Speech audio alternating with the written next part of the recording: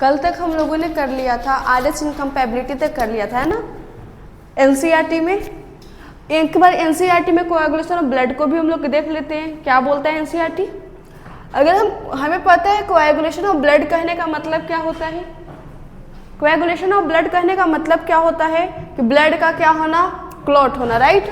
तो देखते हैं NCERT क्या बोलता है। हम लोगों ने ऑलरेडी इसको कर रखा है, बट एक बार NCERT रीड करते हैं। देखो क्या बोलते हैं, Your wound does not continue to bleed for a long time. Usually the blood stops flowing after some times.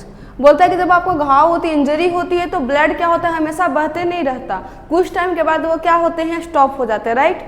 क्यों ऐसा होता है, क्योंकि ब्लड एक्सिबिट कोएगुलेशन और clotting in response to an injury और ट्रोमा।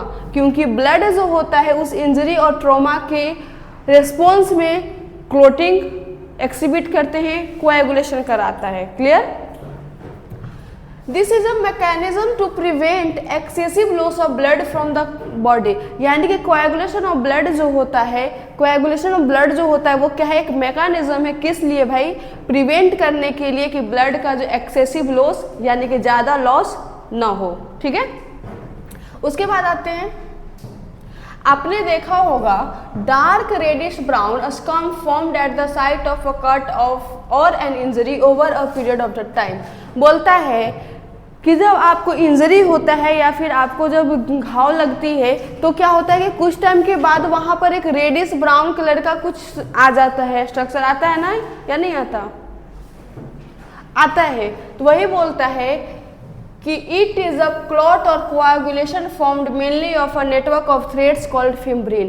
और जो वो होता है आपका रेडिश ब्राउन कलर का, क्या होते हैं, रेडिश ब्राउन कलर का, वो क्या होता है, मेनली क्लॉट होता है, कोएगुलेशन होता है, जो कि फिम्ब्रिन्स के नेटवर्क से बना होता है। यानी कि फिम्ब्रिन्स अगर अपना नेटवर्क बनाता है तो कौन सा कलर देता है, रेडिश ब्राउन कलर। क्लियर। और मैंने बताया था कि जब फिब्रिन्स जो होते हैं, किसका फाइबर बनाता है, कोलेजन फाइबर बनाते हैं, कोलेजन फाइबर का स्ट्रैंड देता है, बताया था कल। चलो, in which dead and damage formed element of blood are trapped, fibrin are formed by conversion of inactive fibrinogen. Fibrin कैसे बनता है, एक्टिव जो फिम्ब्रिनोजेन होते हैं उनके कन्वर्जन से क्या बनता है, फिम्ब्रिन बनता है। और ये किससे बनता है, इनको कन्वर्ट कौन करता है, थ्रोम्बिन। फिम्ब्रिनोजेन को फिम्ब्रिन में कन्वर्ट कौन करता है, थ्रोम्बिन। क्लियर है। उसके बाद आते हैं कि thrombin in turn are formed from another inactive substance जिनको हम प्रोथ्रोम्बिन कहते हैं। थ्रोम्बिन जो होता है एल्सो मेडअप होते हैं, एल्सो कन्वर्ट होते हैं किन से, प्रोथ्रोम्बिन से, जो कि इनएक्टिव होता है। ठीक है। और इनको प्रोथ्रोम्बिन को एक्टिव कौन करता है, थ्रोम्बोकाइनेज एक्टिव करते हैं। क्लियर है यहाँ तक। फिर बोलता है कि is required for above reaction this complex is formed by a series of linked enzymic reaction जिनको हम कैस्केड प्रोसेस बोलते हैं। इसको हम कैस्केड प्रोसेस बोलते हैं, involving a number of factor present in the plasma in an active state. मतलब कि बहुत सारे ऐसे इसमें हैं जो कि इनएक्टिव स्टेट में क्या होते हैं, प्लाज्मा में प्रेजेंट होते हैं फैक्टर्स। जैसे कि अभी एग्जांपल हम लोग देख लिया, प्रोथ्रोम्बिन, फिम्ब्रिनोजेन, ये सब इनएक्टिव ही तो है ना। An injury or a trauma stimulates the platelet in the blood to release certain factor which active the mechanism of coagulation. Injury और ट्रॉमा होता है तो ब्लड में प्लेटलेट्स क्या करते हैं, स्टिमुलेट हो जाते हैं, एक्टिव हो जाते हैं और वो फैक्टर्स को रिलीज करते हैं। Clear. Which activate the mechanism of coagulation, जो कि कोएगुलेशन के मैकेनिज्म को करता है या एक्टिव करता है। Certain factor released by the tissue eight the site of injury also can initiate coagulation. जो इंजरी टिश्यू है, ठीक है, जो ट्रॉमाजाइड जो टिश्यू है वो भी क्या करते हैं, इनको सिक्रीट करने में या इस फैक्टर को एक्टिव करने में हेल्प करता है। Calcium ion play a very important role in clotting. Calcium ion जो होता है बहुत इंपॉर्टेंट रोल प्ले करता है किनमें, क्लॉटिंग में। जैसे कि आप लोगों को याद होगा कि प्रोथ्रोम्बिन को थ्रोम्बिन में कन्वर्ट करने के लिए थ्रोम्बोकाइनेज था ना, बट किसके प्रेजेंस में थ्रोम्बोकाइनेज कन्वर्ट कर रहा था, कैल्शियम के प्रेजेंस में कर रहा था। चलो फिर हम लोगों ने ये किया था फिम्ब्रिनोजोन को फिम्ब्रिन में कन्वर्ट कर रहा था हमारा थ्रोम्बिन, है ना, पर किसके प्रेजेंस में कर रहा था, कैल्शियम के प्रेजेंस में कर रहा था। यानी कि जो हमारा कैल्शियम है वो इम्पॉर्टेंट रोल अदा करता है किनके लिए, ब्लड को क्लॉट करने के लिए। क्या यहाँ तक क्लियर है? चलिए फिर हमें पता है कि प्रोथ्रोम्बिन बनता कहाँ है, लिवर में। किनके प्रेजेंस में बनता है, विटामिन के प्रेजेंस में बनता है। इसके बाद हम लोगों ने लिम्फ करा था कल, है ना। As the blood passes through the capillaries in tissue, some water along with many small water soluble substance move out into the space between the cell of tissue, leaving the large protein and most of the formed element in the blood vessels. Blood जब capillaries में पास होते हैं tissue में, जब capillary से पास होते हैं तो उस टाइम वाटर के साथ साथ कुछ जो होते हैं सॉल्यूशन जो होते हैं, जैसे कि हमारा कुछ इलेक्ट्रोलाइट्स है ना, कुछ प्रोटीन्स, वो क्या हो जाते हैं, छन्नी हो जाते हैं। मैंने बताया था उनको हम क्या बोलते हैं, लिम्फ बोलते हैं। और जो देखो यहाँ बोलता है कि जो ये फ्लूइड है जो रिलीज आउट होते हैं उन्हीं को हम इंटरस्टिशियल फ्लूइड बोलते हैं, या फिर टिश्यू फ्लूइड बोलते हैं, या फिर इनको हम लिम्फ बोलते हैं, या फिर इनको हम मिडल मैन बोलते हैं। क्लियर है? लिम्फ को क्या क्या बोला, इंटरस्टिशियल फ्लूइड बोला, इंटरस्टिशियल फ्लूइड बोला, टिश्यू फ्लूइड बोला, इंटरस्टिशियल फ्लूइड बोला, टिश्यू फ्लूइड बोला, मिडल मैन बोलते हैं। ठीक है, लिम्फ को हम 4 नाम से बोल रहे हैं, lymph, interstitial fluid, tissue fluid, या फिर हम मिडल मैन। मिडल मैन क्या, क्यों?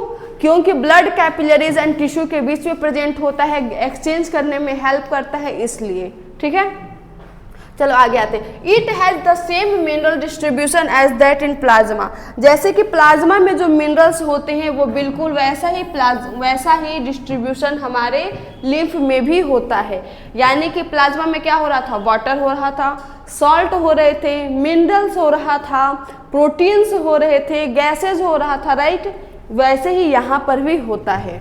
Exchange of nutrients gases between the blood and cell always occur through this fluid. देखो बोलता है कि ब्लड और सेल के बीच में, ब्लड एंड सेल के बीच में जो गैसेज का और जो न्यूट्रिएंट्स का जो एक्सचेंज हो रहा है वो किसके द्वारा कंप्लीट हो रहा है, किसके द्वारा कंप्लीट हो रहा है, लिम्फ के द्वारा क्या हो रहा है, कंप्लीट हो रहा है। An elaborate network of vessels called the lymphatic system, elaborate network of vessels जो कि लिम्फ को जो लिम्फ को कलेक्ट करता है, कैरी करता है, उनको हम क्या बोलते हैं, लिम्फेटिक वेसल्स। यहाँ लिम्फेटिक सिस्टम बोला है। और ये ड्रेन होकर जब लिम्फेटिक वेसल्स में ये फ्लो करते हैं और फिर ये फिर से बैक चले जाते हैं कहाँ, ब्लड कैपिलरीज में। ठीक है, ब्लड कैपिलरीज में कहाँ जाते हैं, मेजर वेना कावा में। ठीक है, देखो मेजर वेन कौन होता है, हमारा वेना कावा होता है। The fluid present in the lymphatic system is called the lymph. Lymph is colourless fluid. Lymph जो होता है वह कलरलेस फ्लूइड होता है। इनमें स्पेशलाइज्ड क्या होते हैं, लिम्फोसाइट प्रेजेंट होते हैं जो कि रिस्पॉन्सिबल होते हैं इम्यून के लिए। क्लियर है? Lymph is also an important carrier for nutrients. Lymph जो होता है आल्सो इम्पॉर्टेंट कैरियर होता है न्यूट्रिएंट्स के लिए, हॉर्मोन्स के लिए। Fat are absorbed through lymph in the lacteals present in the intestinal villi. मैंने क्या बोला था कल कि इंटेस्टाइन में एक लैक्टियल्स लिम्फेटिक वेसल्स होते हैं जो कि फैट को कैरी करता है, फैट को एब्जॉर्ब करता है। क्या मैंने कल बताया था? चलिए, हमने लिम्स तक कल कर लिए थे, हम लोगों ने एनसीईआरटी भी रीड कर लिया। अब हम इसके आगे का पढ़ते हैं कि इसके आगे हम लोग पढ़ते हैं क्या होता है। अब हम लोग आते हैं सर्कुलेटरी सिस्टम में। अब हम आते हैं कहाँ? सर्कुलेटरी सिस्टम में।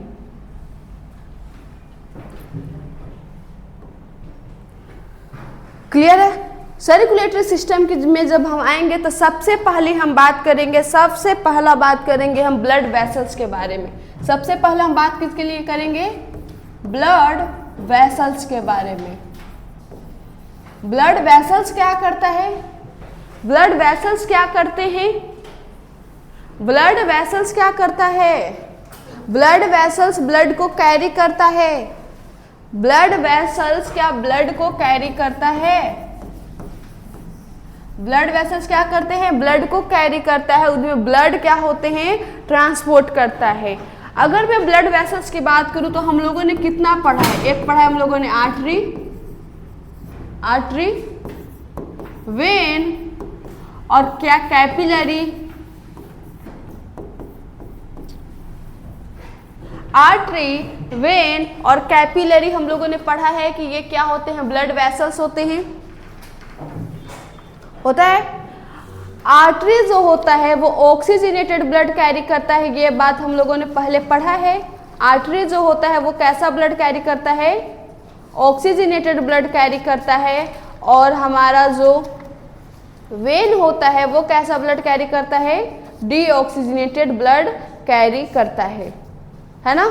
चलो, उसके बाद अगर हम आते हैं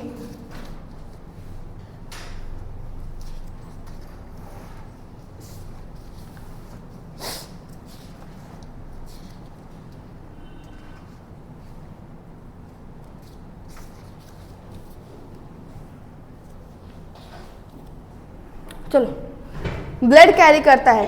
अगर मैं उसके बाद आऊँ, एक बार स्ट्रक्चर अगर मैं देखूं कि आर्टरी और वेन का स्ट्रक्चर क्या होता है, तो ये हमारा है आर्टरी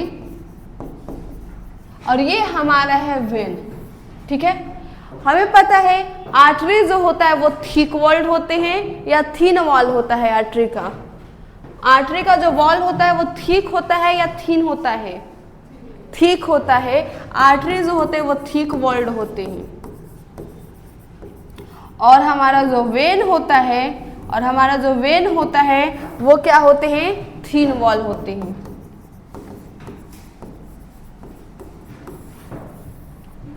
आर्टरी या वेन दोनों भी हो, आर्टरी हो या फिर वेन हो, दोनों के लिए दोनों में 3 लेयर प्रेजेंट होते हैं। दोनों में कितने लेयर प्रेजेंट होते हैं?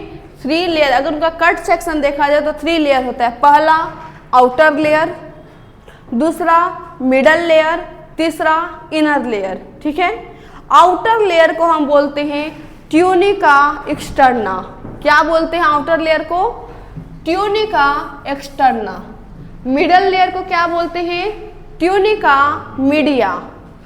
क्या बोलते हैं? Tunica media. थर्ड लेयर को क्या बोलते हैं? इनर लेयर को क्या बोलते हैं? Tunica intima. क्लियर है यहाँ तक? यहाँ तक क्लियर हो गया? अब देखो, ये जो हमारा आउटर लेयर है, इनको हम क्या बोलते हैं? Tunica externa. इस आउटर लेयर को हम क्या बोलते हैं? ट्यूनिका एक्सटर्ना, जो कि बना किन से है? कोलेजन फाइबर से। जो कि बना किन से होते हैं? कोलेजन फाइबर से बना होता है। यानी कि ये बना किन से है? कनेक्टिव टिश्यू से बना होता है। किन से बने हैं ये? कनेक्टिव टिश्यू से बना होता है। यहाँ तक क्लियर है? बने किन से होते हैं? कनेक्टिव टिश्यू से बना होता है। उसके बाद आते हैं हम बीच वाले मिडल लेयर, जिनको हम बोलते हैं ट्यूनिका मीडिया। बीच वाला लेयर जिनको हम क्या बोलते हैं? Tunica media. ट्यूनिका मीडिया जो होते हैं,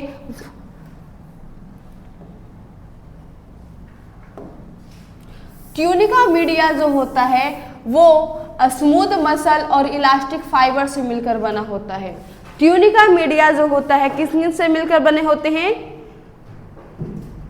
स्मूथ मसल और इलास्टिक फाइबर से मिलकर बना होता है। ठीक है, क्लियर? अब आप देखोगे तो ये आपको एक्सटर्नल लेयर, आउटर लेयर और मिडल लेयर के बीच में ये येलो कलर का लेयर दिख रहा है, इनको हम बोलते हैं इलास्टिक मेम्ब्रेन। वो कौन सा मेम्ब्रेन है? Elastic membrane.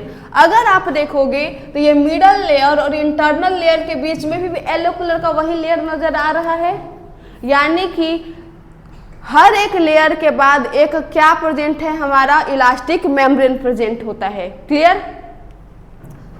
उसके बाद हम आते हैं ट्यूनिका इंटीमा।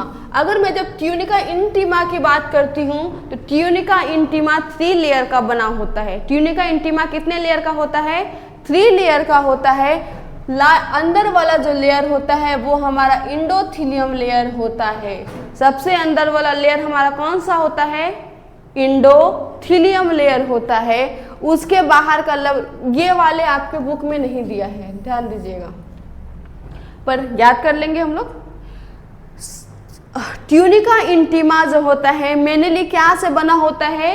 इंडोथीलियम लेयर यानी कि सिंपल स्क्वैमस एपिथेलियम का बना होता है। क्लियर है? ये मेनली किससे बने होते हैं? सिंपल स्क्वैमस एपिथेलियम से मिलकर बना होता है। क्लियर? मेनली किनसे बने होते हैं? सिंपल स्क्वैमस एपिथेलियम से मिलकर बने होते हैं। क्लियर है? यहाँ तक क्लियर है? ट्यूनिका एक्सटर्ना और ट्यूनिका मीडिया के बीच में जो इलास्टिक फाइबर है वो क्या है? एक्सटर्नल इलास्टिक फाइबर बोलते हैं या एक्सटर्नल इलास्टिक मेम्ब्रेन बोलते हैं। और अगर वही ट्यूनिका मीडिया और ट्यूनिका इंटीमा के बीच का जो मेम्ब्रेन होगा उनको हम क्या बोलेंगे?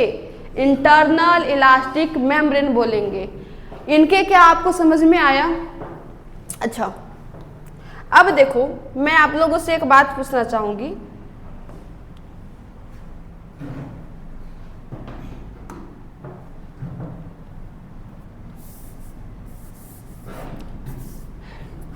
ये जो ल्यूमन है जहां पर हमारा क्या करें, ये जो स्पेस है जहां पर हमारा जो ब्लड फ्लो हो रहा है ना, ल्यूमन जहां पर हमारा क्या हो रहा है? ब्लड फ्लो कर रहे हैं।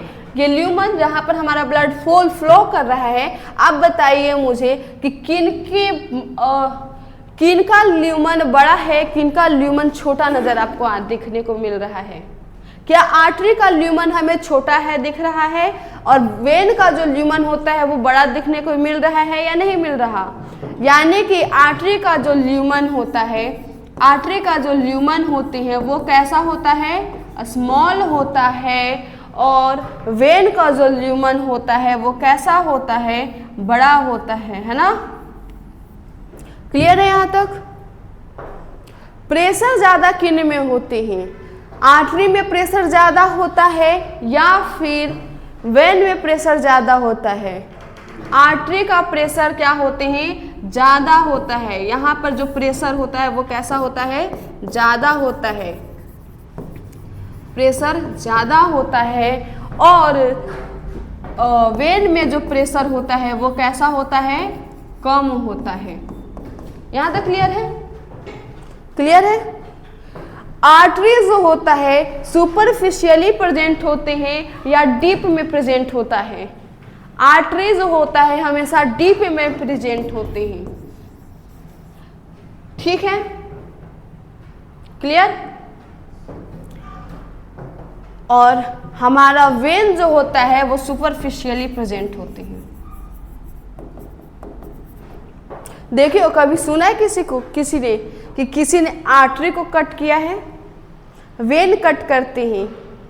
किसको मन करता है कि हम अपना वेन कट कर दें?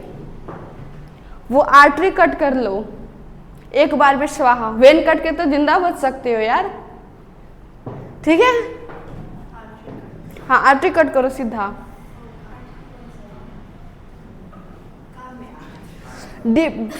आप अगर यहाँ पर आओ ना, अंदर तक ऐसे जाओगे तो आपको आर्टरी देखने को मिलेगा। आपको ये दिखेगा नहीं, ऐसे जो हम लोग को दिख रहा है ना, ऐसे ऐसे, ये हमारा आर्टरी नहीं है, ये सब हमारे वेन्स हैं। आर्टरी ये डीप में प्रेजेंट होता है।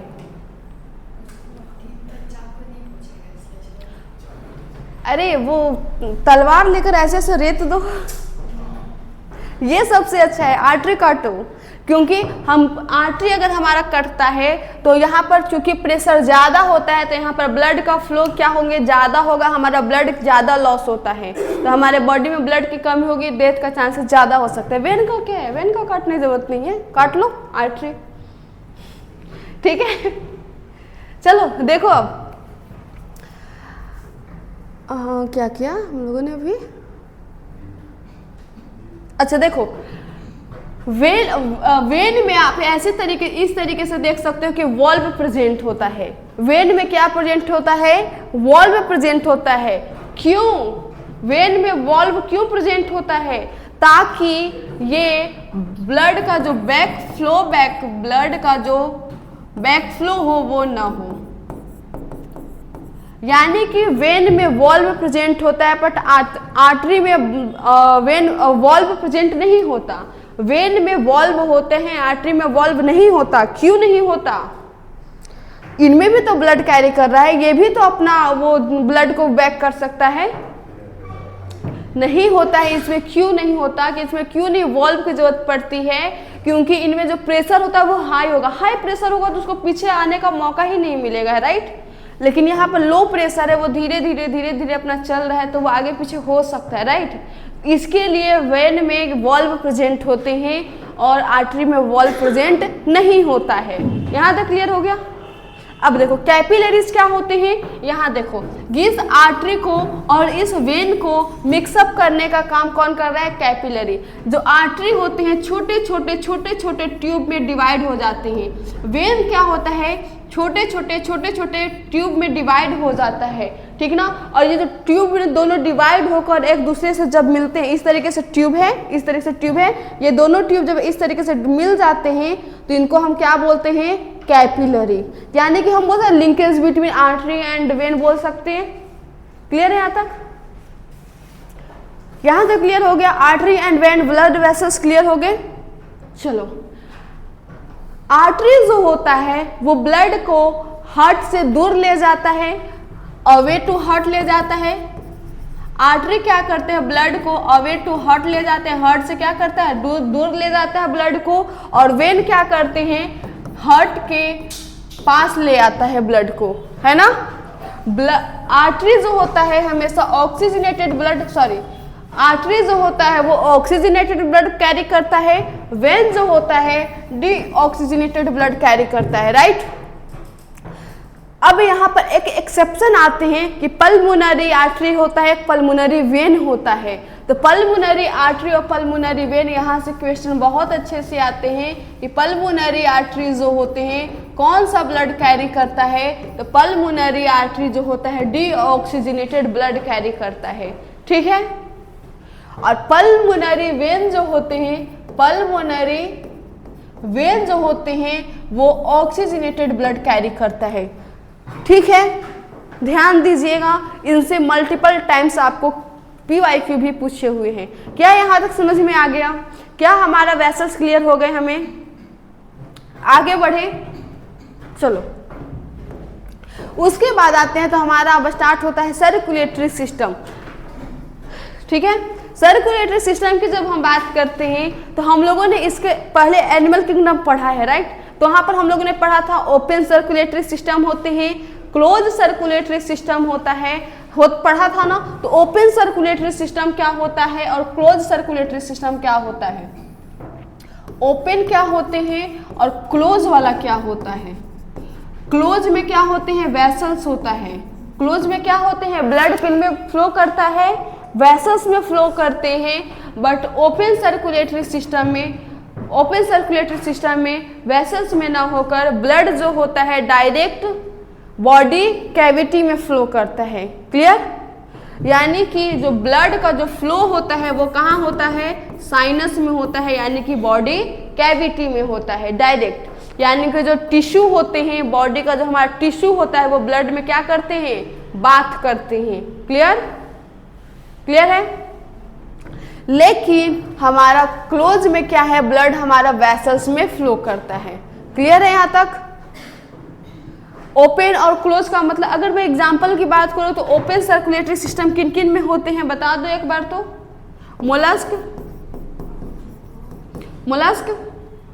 एनेलिड्स, एनेलिड्स नहीं। Arthropods, arthropods. Close circulatory system में बता दो। Mammals, mammals. एनेलिड्स, एनेलिड्स आएंगे।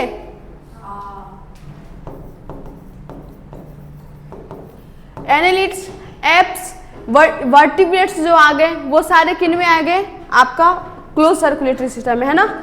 चलो, ओपन और क्लोज क्लियर। अब इसके बाद अगर हम आते हैं तो हमारा आता है कि सर्कुलेशन। सर्कुलेशन क्या होता है? ब्लड जो सर्कुलेट करते हैं हमारे बॉडी से हार्ट, हार्ट से लंग, लंग से फिर हार्ट, फिर बॉडी, ये क्या है? हमारे ब्लड का सर्कुलेशन है। यानी कि हमारे जो ब्लड का ट्रांसपोर्टेशन है उनको हम क्या बोलते हैं? सर्कुलेशन। क्लियर है यहाँ तक? सर्कुलेशन क्या है? ब्लड जो हमारा ट्रांसपोर्ट कर रहे हैं, सर्कुलेट कर रहे हैं, उनको हम क्या बोलते हैं? सर्कुलेशन। सर्कुलेशन जो होता है वो 3 तरीके का होता है। सर्कुलेशन कितने तरीके के होते हैं? 3 तरीके का होता है। पहला होता है हमारा सिंगल सर्कुलेशन। पहला हमारा क्या होता है? Single circulation. एक होता है हमारा इनकम्प्लीट, इनकम्प्लीट डबल सर्कुलेशन। एक होता है हमारा complete double circulation. Single circulation कहने का क्या मतलब होता है? सिंगल सर्कुलेशन कहने का क्या मतलब हुआ?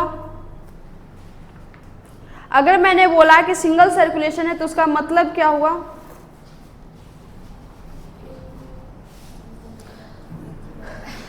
सिंगल सर्कुलेशन में क्या होगा? सिंगल सर्कुलेशन में क्या होगा? सिंगल सर्कुलेशन अगर देखा जाए तो मोस्टली आपको देखने को मिलेंगे फिश में, ठीक है, क्योंकि उनके पास लंग्स नहीं होता, क्या होता है? गिल्स होता है, राइट। तो ये हार्ट है हमारा, ये हमारा क्या है? हार्ट है, ये हमारा गिल्स है और ये हमारा टिश्यू है।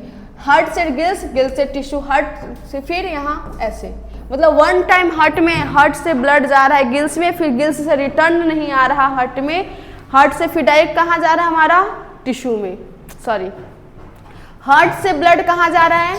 गिल्स से, गिल्स से कहाँ जा रहे हैं? हमारे टिश्यू में, टिश्यू फिर सर्कुलेट कहाँ कर रहा है? हार्ट में, फिर हार्ट से गिल्स, गिल्स से टिश्यू, टिश्यू से हार्ट। ये सर्कुलेशन होता है, इसलिए हम इनको क्या बोलते हैं? ये कौन सा सर्कुलेशन होता है? Simple circulation, sorry single circulation होते हैं। क्लियर। और ये किन में देखने को मिल रहा है आपको? फिशेज में। गिल्स जिनमें होगा उनमें सिंपल सर्कुलेशन होगा या नहीं होगा? क्लियर है यहाँ तक? यानी कि इनमें हम अगर मोस्टली देखा जाए तो मोस्टली अगर देखें तो हमारा क्या आता है? फिश, क्योंकि यहाँ पर हार्ट भी है, ये भी ध्यान देना। मोलस्क ला दें, देखो इनमें जो हार्ट होता है वो 2 चैम्बर्ड का होता है। इनका जो हार्ट होता है कितने चैम्बर्ड होते हैं? 2 चैम्बर्ड होते हैं। यानी कि फिश में जो हार्ट होता है कितने चैम्बर्ड का होता है? 2 चैम्बर्ड का होता है। इस सर्कुलेशन को हम वेनस सर्कुलेशन भी बोलते हैं। इस सर्कुलेशन को हम क्या बोलते हैं? वेनस सर्कुलेशन भी हम बोलते हैं। ठीक है, यहाँ तक? यहाँ तक क्लियर है? चलो, उसके बाद आते हैं हम incomplete double circulation. Incomplete double circulation कहने का क्या मतलब हुआ? मतलब कि देखो डबल सर्कुलेशन तो हो रहा है बट इनकम्प्लीट हो रहा है। मतलब जैसे फ्रॉग का सर्कुलेशन हम लोगों ने पढ़ा था, तो फ्रॉग में हम लोगों ने जब पढ़ा था तो ये हमारा जो हार्ट था, ये जो हमारा हार्ट था, ये जो हमारा हार्ट था वो 3 चैम्बर्ड का था, राइट।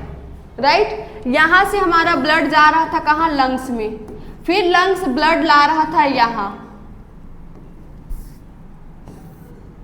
यही हो रहा था ना। और फिर ये जो ओपन हो रहा था फिर से यहीं पर आ रहा था और यहाँ पर दोनों ब्लड मिक्सअप हो जा रहे थे। वेंट्रिकल्स में आकर दोनों ब्लड क्या हो रहे थे? मिक्सअप हो रहे थे। यानी कि इनकम्प्लीट डबल सर्कुलेशन में क्या होगा कि ब्लड, डीऑक्सीजनेटेड ब्लड आएगा कहाँ? राइट एट्रियम में, फिर कहाँ जाएगा? वेंट्रिकल्स में, वेंट्रिकल्स से कहाँ जाएगा, लंग्स में, लंग्स से फिर ब्लड कहाँ आएगा, लेफ्ट एट्रियम में, और लेफ्ट एट्रियम से फिर से कहाँ आ जाएगा हमारा, वेंट्रिकल्स में, और वेंट्रिकल्स में आकर दोनों ब्लड क्या हो जाएंगे, मिक्स हो जाएंगे। यानी कि यहाँ पर जो हमारा मिक्सिंग ब्लड हो जाएगा तो फिर से हमारा ब्लड क्या हो जाएंगे, डीऑक्सीजनेटेड हो जाएगा। तो हम इसलिए इनको क्या बोल रहे हैं, ये कौन सा ब्लड होगा, ये कौन सा सर्कुलेशन है, इनकम्प्लीट डबल सर्कुलेशन होता है, इनको बोलते हैं। जैसे कि देखने को कहाँ मिलेंगे आपको, फ्रॉग में। चलो फ्रॉग है यानी कि एम्फीबिया में बोल सकते हैं डायरेक्ट, एम्फीबियंस में। क्या रेप्टाइल्स में ऐसा देखने को मिलेगा, रेप्टाइल्स में देखने को मिलेगा,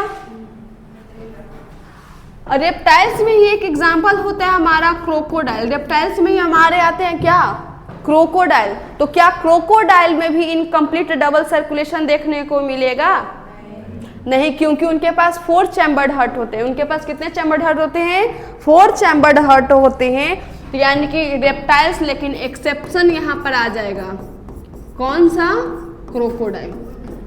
यानी कि क्रोकोडाइल का जो सर्कुलेशन होगा वो कैसा होगा, कंप्लीट डबल सर्कुलेशन होगा, राइट। क्या यहां तक क्लियर हो गया, आगे बढ़े। चलो हम आते हैं पर डबल सर्कुलेशन देखते हैं। कंप्लीट डबल सर्कुलेशन, इनमें हार्ट जो होता है, जैसे कि हमारा ह्यूमन का जो हार्ट होता है, मान लो कितने चैम्बर्ड का होता है, 4 चैम्बर्ड का होता है, राइट। 4 चैम्बर्ड का हार्ट होता है।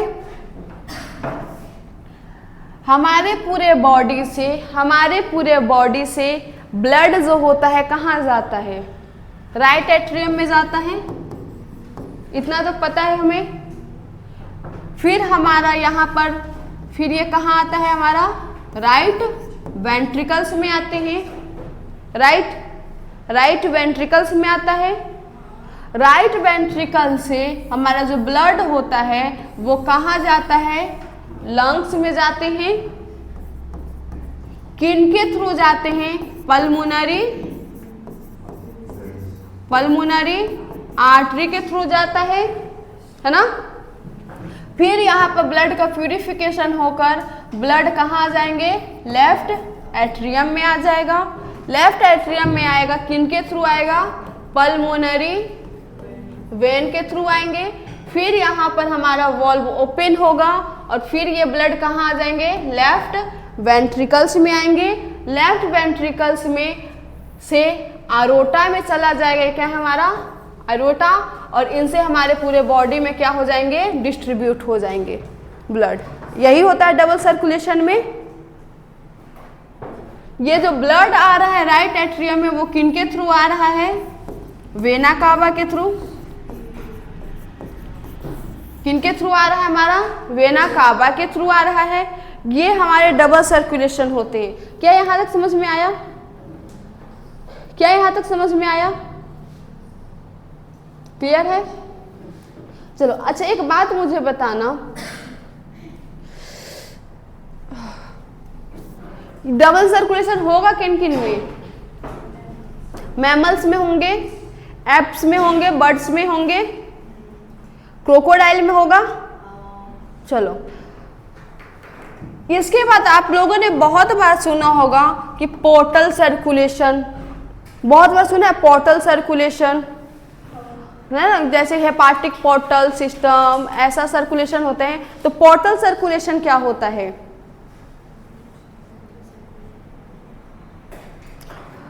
पोर्टल सर्कुलेशन क्या होता है,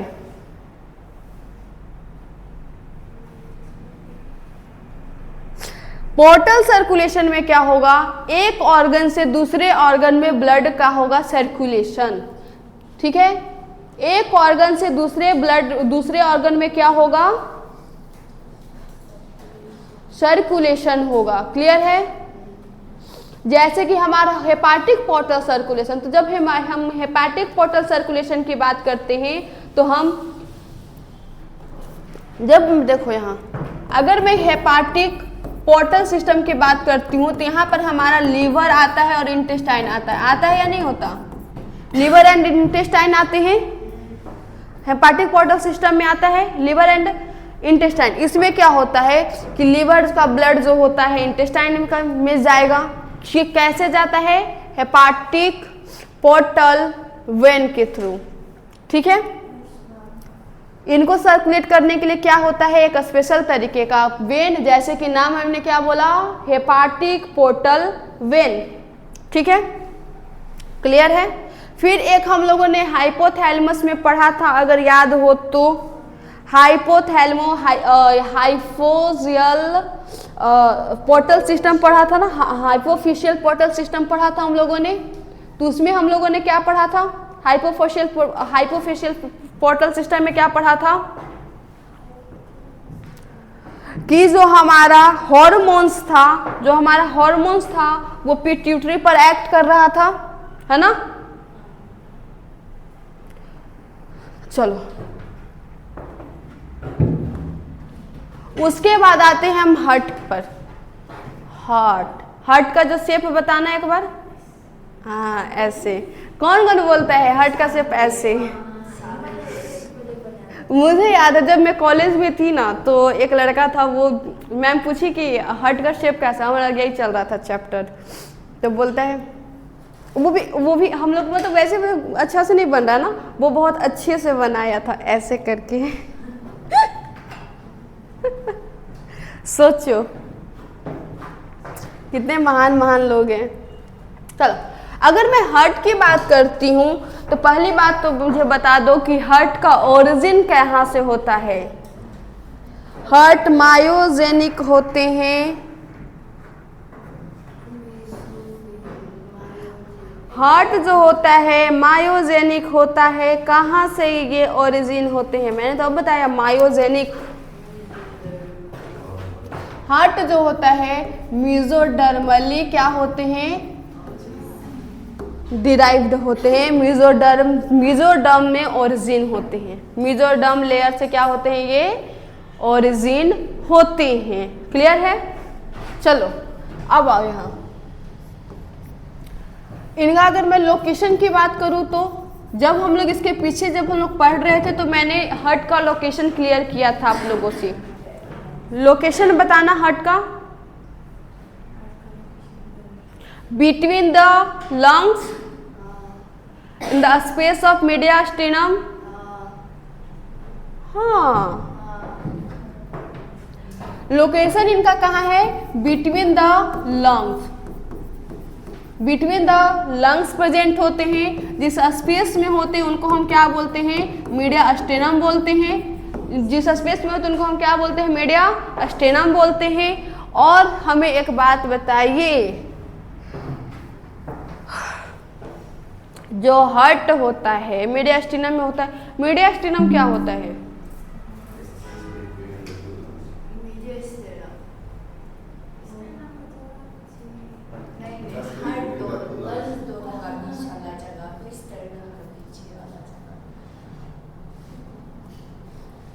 अच्छे से बताओ। मीडियास्टिनम को मैंने बताया था बिटवीन द लंग्स जो स्पेस होता है उनको मीडियास्टिनम बोलते हैं। स्टर्नम के बीच, स्टर्नम के पीछे, हम वर्टिब्रा कॉलम के आगे। चलो अगर मैं इनके शेप की बात करूं तो ये इनका शेप कैसा होता है, अगर मैं इनके शेप की बात करूं तो कैसा शेप का होता है,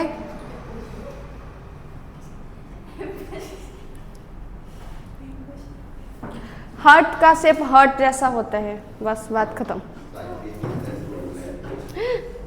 क्या, हार्ट का शेप हार्ट की तरह होता है।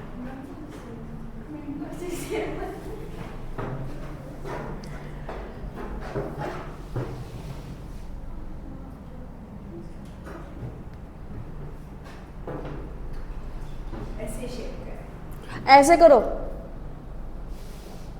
क्लिंच्ड फिस्ट है ना, क्लिंच्ड फिस्ट, क्लोज फिस्ट बोल लो, क्लोज फिस्ट।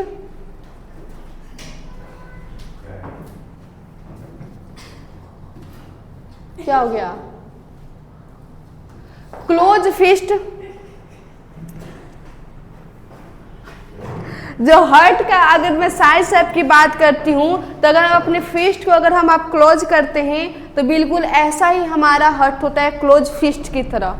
ठीक है, हमारा जो हार्ट होता है वो कैसा होता है, क्लोज फिस्ट की तरह होता है। ठीक है,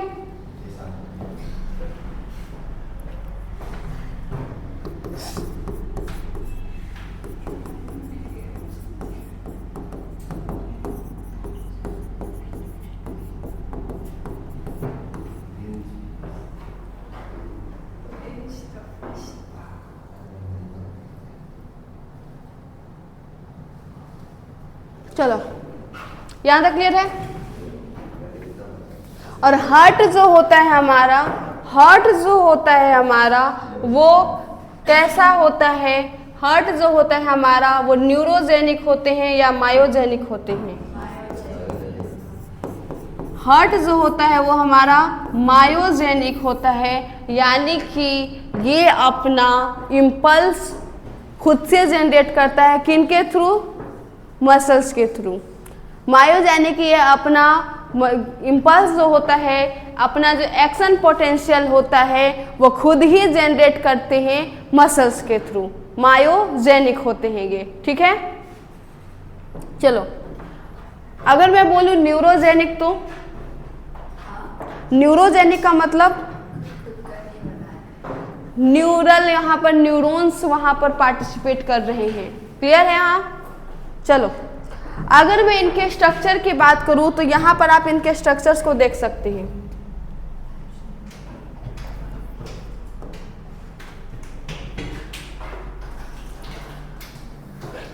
हार्ट को अगर मैं देखूं तो पहला ऐसा हमारा हार्ट होता है, आप देखो ये हमारे हार्ट का क्या है, स्ट्रक्चर।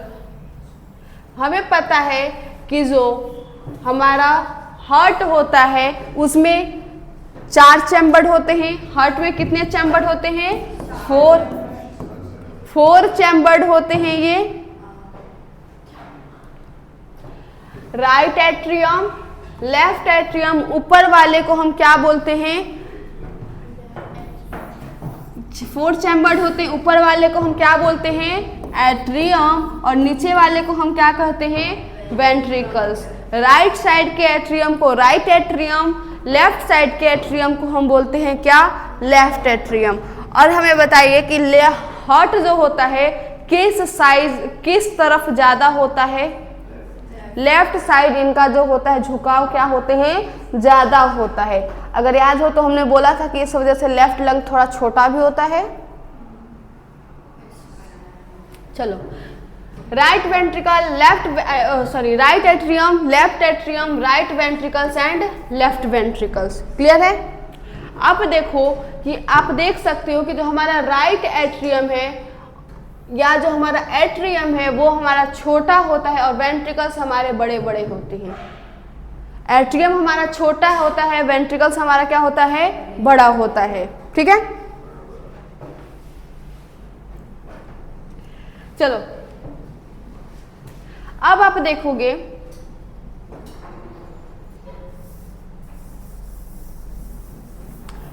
हार्ट में, हार्ट के ऊपर लेयर प्रेजेंट होता है, उस लेयर को हम क्या बोलते हैं, पेरिकार्डियम।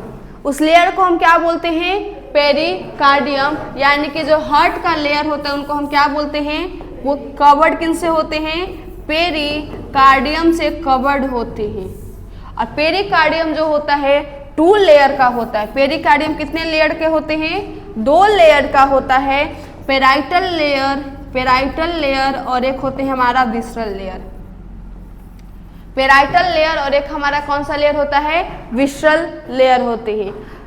पेराइटल लेयर और विसरल लेयर के बीच में, पेराइटल लेयर और विसरल लेयर्स के बीच में जो स्पेस होता है उनमें फ्लूइड भरा होता है। क्लियर?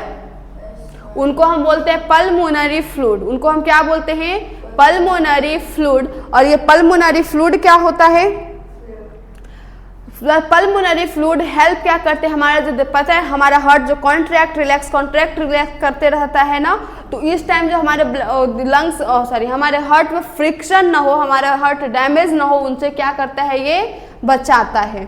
ठीक है, यानी कि मेनली इसका काम क्या है, प्रोटेक्शन का काम है। चलो अब आप देखेंगे अब आउटर लेयर हमारा क्या होता है, पेरिकार्डियम। ये जो हमारा ये वाला जो लेयर आपको दिख रहा है, ये वाला जो लेयर दिख रहा है, ये वाला जो लेयर दिख रहा है, ये हमारा क्या है, मायोकार्डियम। ये वाला लेयर क्या है हमारा, मायोकार्डियम। और अंदर वाले मसल को हम बोलते हैं क्या, इंडोकार्डियम। बाहर वाले को क्या बोलते हैं, पेरिकार्डियम। ये वाले बीच वाले को हम क्या बोल रहे हैं, मायोकार्डियम। अंदर वाले को हम मसल को क्या बोल रहे हैं, इंडोकार्डियम। क्लियर है यहाँ तक। चलो अगर आप देखेंगे तो यहाँ पर का जो हमारा मायोकार्डियम है, यहाँ का जो मायोकार्डियम है वो ज़्यादा थिक है। इसके अपेक्षा में हमारा लेफ्ट वेंट्रिकल साइड का जो मायोकार्डियम है वो क्या होते हैं, ठीक होते हैं। लेफ्ट वेंट्रिकल्स का जो मायोकार्डियम होता है वो कैसा होता है हमारा, ठीक होता है, ज़्यादा ये मोटा होता है। क्लियर है। क्यों, क्योंकि इनको ज़्यादा काम करना पड़ता है, ब्लड्स को लेकर बॉडी के अलग अलग जगहों पर क्या करना होता है, भेजना होता है। ठीक है। चलो हमारे इनके मसल्स तो क्लियर हो गए कि मायोकार्डियम होते हैं और इंडोकार्डियम होता है, पेरिकार्डियम होता है। क्लियर। अब देखो एट्रियम्स के बीच में या फिर वेंट्रिकल्स के बीच में, या फिर जैसे कि देखो ये हमारा ये ऐसे दिख रहा है, ये हमारा सेप्टम है। इस वाले एरिया को अलग अलग कर रहा है।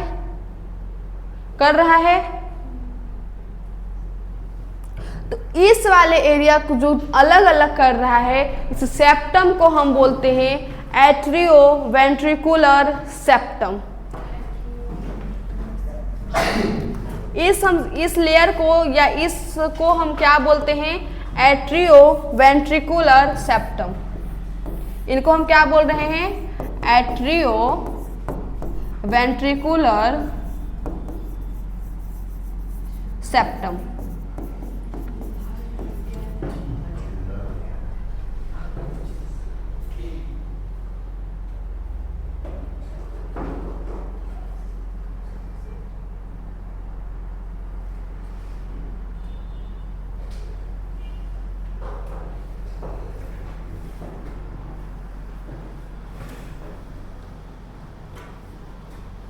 यहां तक क्लियर हो गया। हाँ पूछो, जो पूछना है पूछो।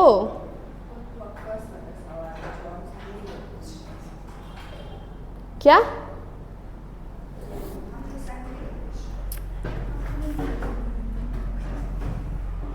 बोलो यार।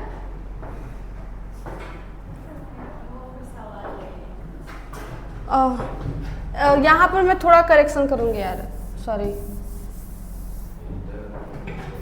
हाँ वही थोड़ा सा करेक्शन करूँगी। इन वेंट्रिकल्स के बीच में जो ये सेप्टम है, इनको हम बोलते हैं इंट्रावेंट्रिकुलर सेप्टम। ठीक है, क्लियर है। और एट्रियम और वेंट्रिकल को जो सेप्ट करता है, उनको हम क्या कहते हैं, एट्रियम वेंट्रिकुलर सेप्टम। यहाँ पर थोड़ा सा करेक्शन करना। यहाँ तक क्लियर है। चलो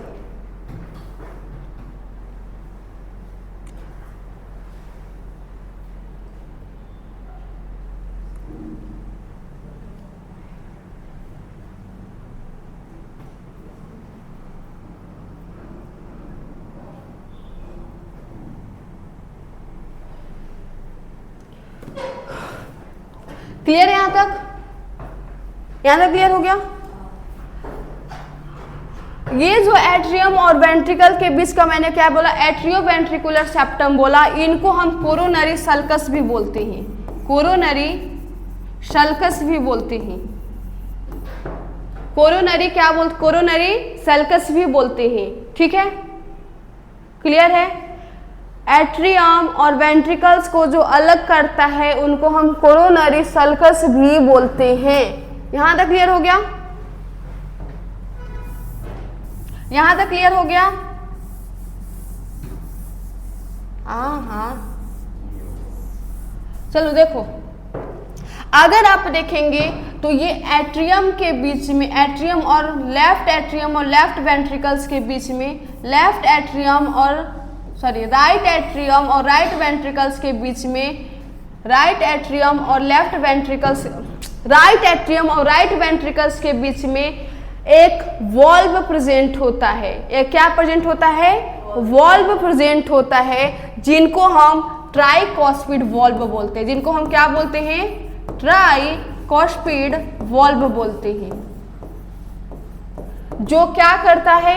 ये वॉल्व क्या करता है? ओपन होगा और राइट एट्रियम से ब्लड कहाँ जाएगा? राइट वेंट्रिकल्स में। और साथ ही साथ इनका काम क्या है कि राइट वेंट्रिकल से ब्लड जो है वो बैकफ्लो होकर राइट एट्रियम में न जाए। क्लियर? लेफ्ट एट्रियम और लेफ्ट वेंट्रिकल्स के बीच में जो वॉल्व होते हैं, लेफ्ट एट्रियम और लेफ्ट वेंट्रिकल्स के बीच में जो वॉल्व होते हैं, उनको हम बोलते हैं बाइकॉस्पिड वॉल्व।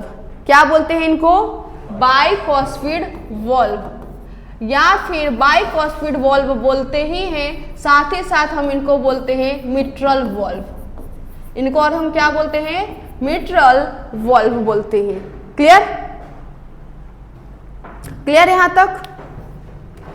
अब आप देखो, ये हमारा जो पल्मोनरी आर्टरी है, इनमें भी वॉल्व्स लगे हुए, इनमें भी वॉल्व्स प्रेजेंट है। इस वॉल्व को हम क्या बोलते हैं? पल्मोनरी वॉल्व यहां लिखा हुआ है। इस वॉल्व को हम बोलते हैं क्या?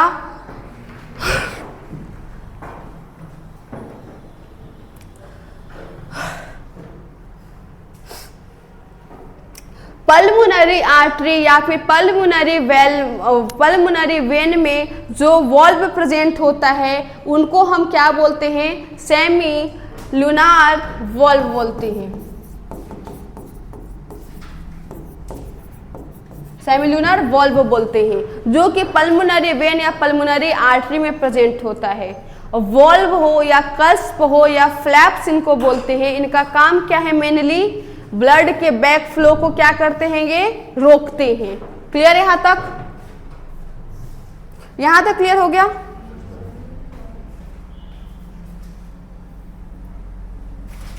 चलो,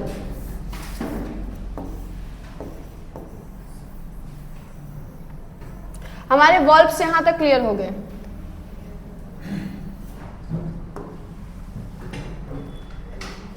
उसके बाद हम आते हैं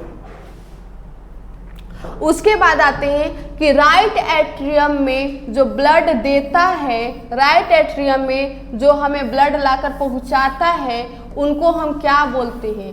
राइट एट्रियम में जो हमें ब्लड लाकर पहुंचाता है, उनको हम क्या बोलते हैं? इनमें जो ब्लड आएगा, डीऑक्सीजनेटेड ब्लड आएगा, उनको हम क्या बोलते हैं?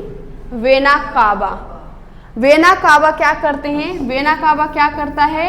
डीऑक्सीजनेटेड ब्लड को कैरी करता है। और वेना कावा जो होते हैं, दो होते हैं। एक होते हैं सुपेरियर वेना कावा, एक होता है हमारा सुपेरियर, और एक होता है हमारा इन्फेरियर वेना कावा। एक होता है हमारा क्या? सुपेरियर वेना कावा, और एक होता है हमारा inferior vena cava. Superior vena cava का काम क्या है? सुपेरियर वेना कावा का काम क्या है हमारा? सुपेरियर वेना कावा डायफ्राम से ऊपर, डायफ्राम के ऊपर का जो पार्ट होता है ना,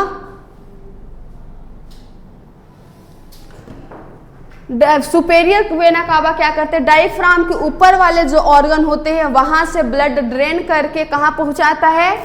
राइट एट्रियम में। क्लियर? और इन्फेरियर वेना कावा क्या करते हैं? डायफ्राम से नीचे वाला जो पार्ट होता है, ऑर्गन होते हैं, वहां से ब्लड उठाकर ले जाता है कहां? हमारा राइट एट्रियम में। क्या यहां तक क्लियर हो गया? एक होता है कोरोनरी साइनस। एक होते हैं क्या? Coronary sinus. ये भी एक वेन है। कोरोनरी साइनस ये भी क्या है? हमारा वेन है, जो कि हार्ट का जो मसल होता है, हार्ट में जो क्या होते हैं? मसल होते हैं, उसमें जो डीऑक्सीजनेटेड ब्लड होता है, उनको कैरी करता है। ठीक है? कोरोनरी साइनस किनको कैरी करता है? हार्ट के मसल से जो डीऑक्सीजनेटेड ब्लड होते हैं, उनको कैरी करने के लिए क्या होते हैं? कोरोनरी साइनस होता है। क्लियर यहां तक? यहां तक क्लियर हो गया? चलो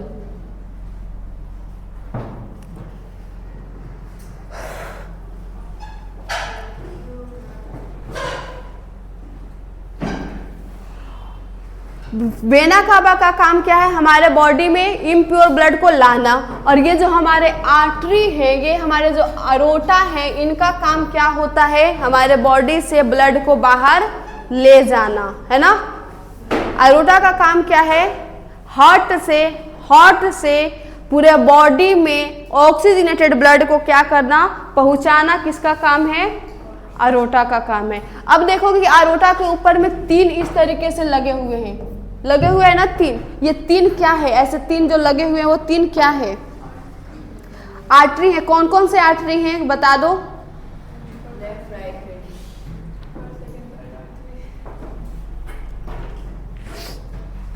ये वाला हम बोलते हैं इनको ब्रैंकियोल आर्टरी।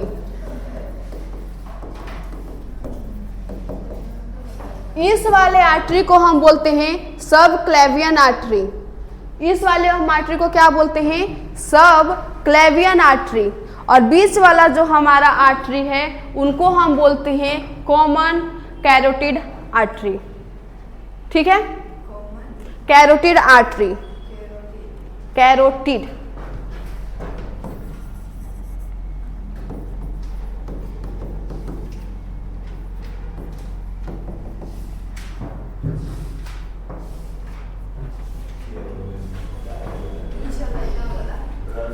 Common carotid artery. सब उस साइड वाला, ये वाला हमारा है सब क्लेवियन आर्टरी।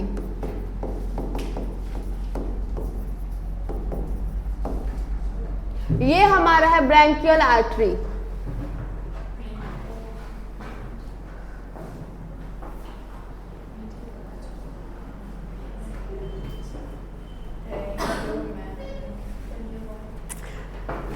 चलो